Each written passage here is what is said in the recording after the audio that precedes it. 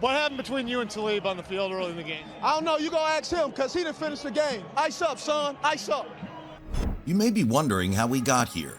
Welcome to the Steve Smith Experience. Loud, lethal, and always personal.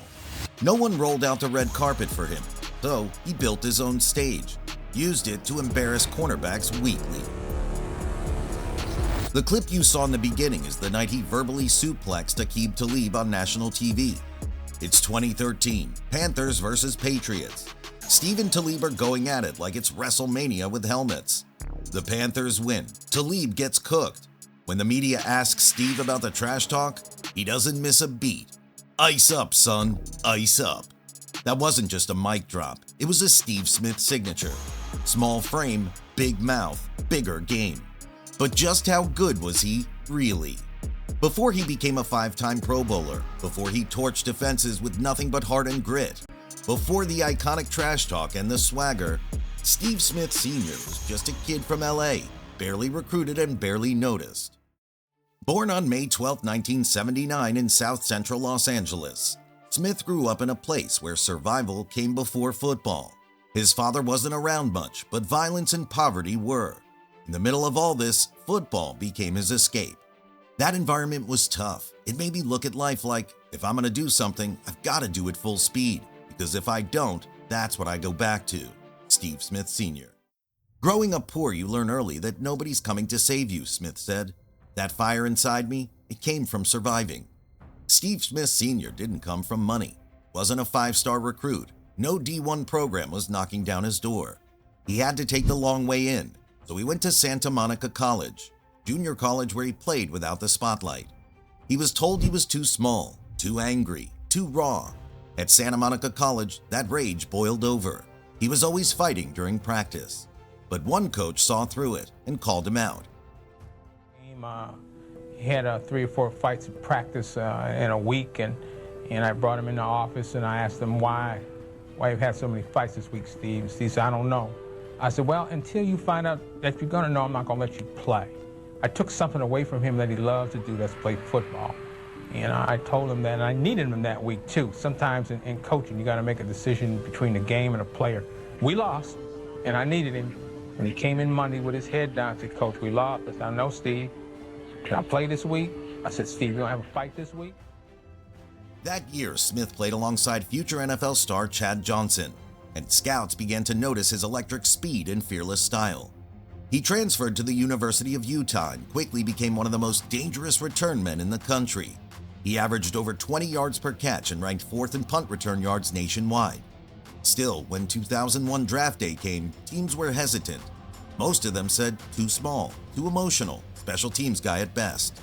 The Carolina Panthers finally took him, 3rd round, 74th overall. I remember sitting there thinking, all those people that passed on me, they're gonna regret it. In his first NFL play, he returned a kickoff 93 yards for a touchdown. No warm-up, no easing in, just a pure statement. By 2003, he was a star. 88 catches, 1,100 plus yards, a playoff run to the Super Bowl. But in 2004, a broken leg in the opener cast doubt again.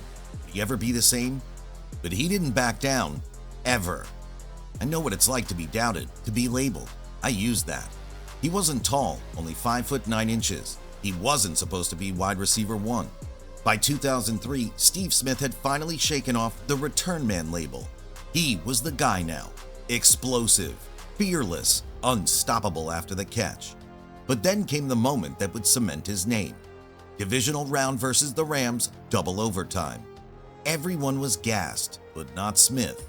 Jake Delhomme saw the blitz, stepped up and let it fly. Smith caught it clean, and just like that, 69 yards to glory, game over. People still remember it just like yesterday. They call it the best moment of Panthers NFL history. 6 catches, 163 yards, and the walk-off that sent the Panthers to the NFC Championship. That wasn't just a touchdown, but it was a warning. Steve Smith Sr. wasn't just a Pro Bowler. He was becoming a problem. But in 2005, he led the entire NFL in receptions, receiving yards, and touchdowns, pulling off the Triple Crown. Only a few players in history have ever done that. 2005 wasn't just a comeback season, it was a takeover. Steve Smith led the league in receptions, receiving yards, touchdowns, the elusive triple crown, and he made it look personal. You better double cover, triple cover, that's why I lead the league. That's what I do, better catch balls. Defenders, they couldn't stop him. He was smaller but meaner, quieter but quicker. They don't call me playmaker for nothing. Every game was a statement. Jake Delhomme, his quarterback, put it best. He plays every snap like someone insulted his family. Carolina didn't win a Super Bowl, but Steve Smith, he won After a gain of every 9, matchup that and lined he up is across shaken from up. him. He wasn't afraid Steve of Smith in contact. a lot of He pain. welcomed it. Hannibal He once Navy's broke his caught arm him down during around the game ankle. and kept playing. He And the punched training teammates, staff got that into happened right fights, by the talked Panther trash bench. nonstop. Out to His look at follower, Steve yes, Smith. was also elite. He also For dealt with 13 off-field seasons in controversies that Carolina, Smith tested racked his up resilience. 12,000 plus I would say receiving yards and this. became the There face is of no the franchise. justification on my Without actions. a doubt, I'm the most And recognizable player in I Carolina apologize for all Panthers the people history. that I hurt. Then I take came full 2014. responsibility. The Panthers cut And him. all I can say is I'm no sorry. ceremony, I no was a banner, young, just a cold business immature decision. young man. But his Yet, response was through it nothing all, but an he invitation remained for the next steadfast game. in his commitment If to you're the coming see game me, and to come his to team. Bank of America Stadium. The I'm gonna burn them. He signed with the Baltimore Ravens. During Week 4 against the go deep Panthers, down the far 7 sideline. catches, It is 139 yards, touchdown. 2 touchdowns. Steve Smith. And after one of them, he looked right into the camera and said, "That's what happens when you treat people like trash." He didn't just want to beat the Panthers. He wanted to prove a point. He wanted to prove his role. Smith's journey was not without his In his challenges. first game against He his endured former injuries team, and Smith setbacks put on like a the show. partially torn He snagged MCL. a touchdown. This Talked is his Smith, talk and he gets reminded taken down Carolina from that they had behind. lost. And then he dropped the mic. Take your ass back to Carolina. Make sure you mow my lawn too while you're out there. Keep it clean for me. He wasn't just winning, he was burying them. A classic vintage Steve. Even into his mid-30s, he played like a man on fire until 2015 when his Achilles snapped. People thought this would be the end. I put my foot in the ground and it felt like someone shot me. That was how Steve Smith Sr. describes the Achilles moment in 2015. He was 36 and almost ready to retire, but he never wanted to end it like this. I had no power, my foot was flapping, knew my season was over.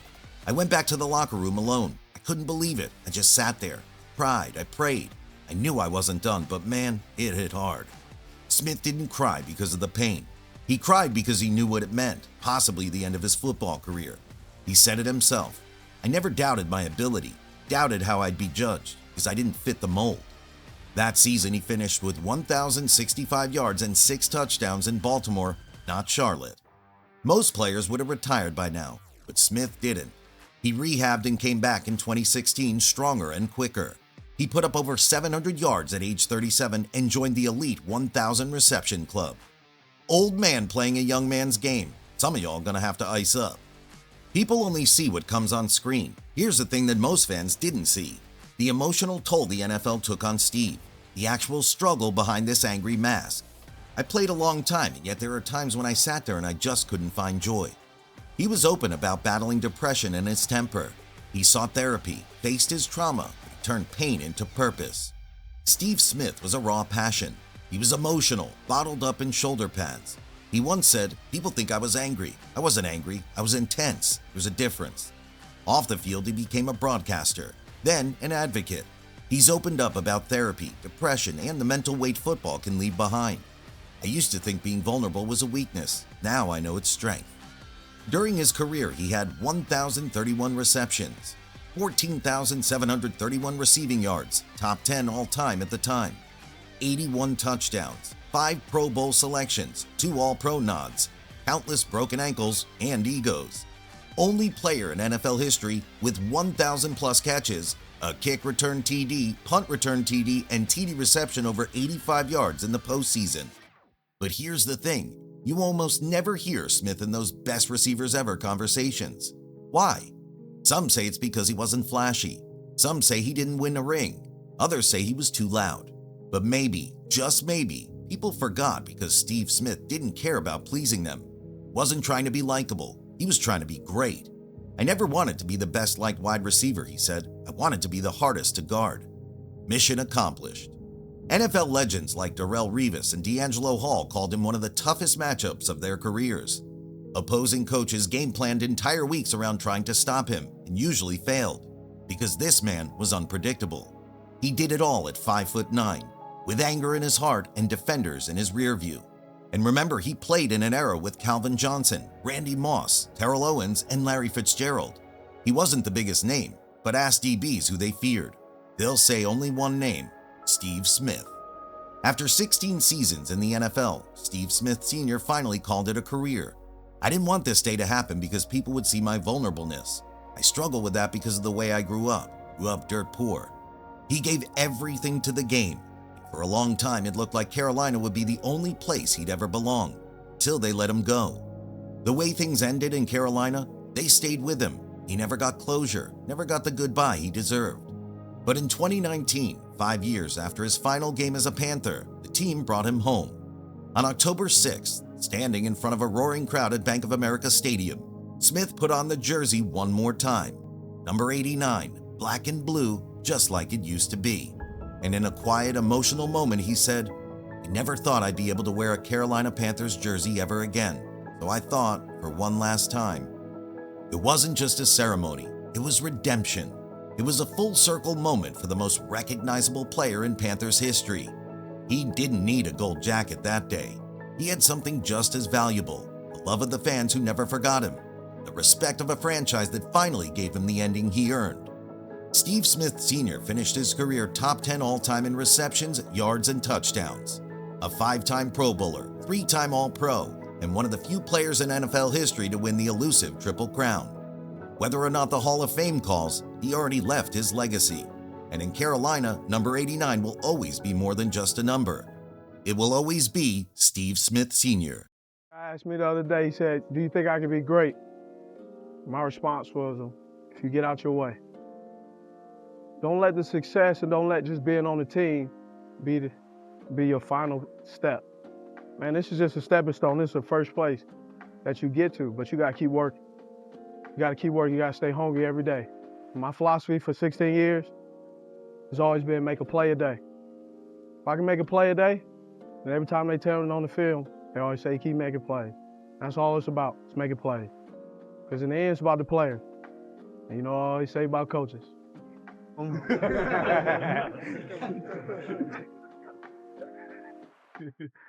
Ravens on 3. 1, 2, 3. If you believe Steve Smith Sr. belongs in the Hall of Fame, let's hear it in the comments. Drop a fire if you remember his plays. Drop a hat if you remember his trash talk. And don't forget to like, subscribe, and turn on the bell so you don't miss more stories like this.